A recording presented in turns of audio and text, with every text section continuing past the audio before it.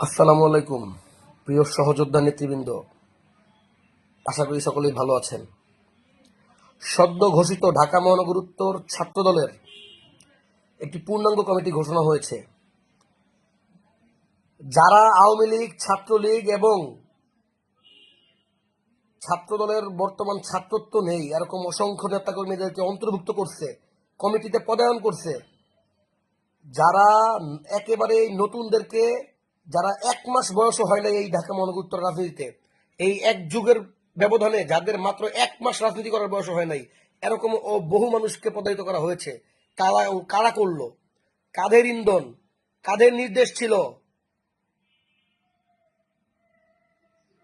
মনে রাখবেন, দল কারো বাপের না, দল কারো বাপের না, দল কারো পৈতৃক সম্পত্তি না। ত্যাগীদেরকে অবমূল্যায়ন, দীর্ঘদিনের পুরানো নেতাকর্মীদেরকে পিছনের পথ দেয়া, আর একদম নতুন মানুষ যারা শুধুমাত্র মুষ্টিমেয় কিছু মানুষের, তারা একান্ত সহকারী, একান্ত, তাদেরকে আগে রাখা, আর জেল, মামলা, হামলায়, নির্যাতন, নিপীড়নের শিকার হওয়া, রাজপথে প্রতিনিয়ত আন্দোলন সংগ্রামে থাকা, তাদেরকে পথ পিছনে দেয়া, এই বৈষম্য, বিশেষ সুবিধা গ্রহণের মাধ্যমে কমিটিতে অন্তর্ভুক্ত করা, আওয়ামী লীগদেরকে অন্তর্ভুক্ত করা, এগুলো কারা করছে ভাই? দায়িত্বে কারা? তারাই কিন্তু আবার নাটক করতেছে এখন। তো কিছু বলার নাই, শুধু বলতে চাই, এই ঢাকা মহানগর উত্তর ছাত্রদল কারো কাছে ইজারা দেওয়া হয় নাই। এই ঢাকা মহানগর উত্তর যদি কেউ মনে করে যে ইজারা পেয়ে গেছেন, সামনের রাজনীতির জন্য সাবধান হয়ে যান।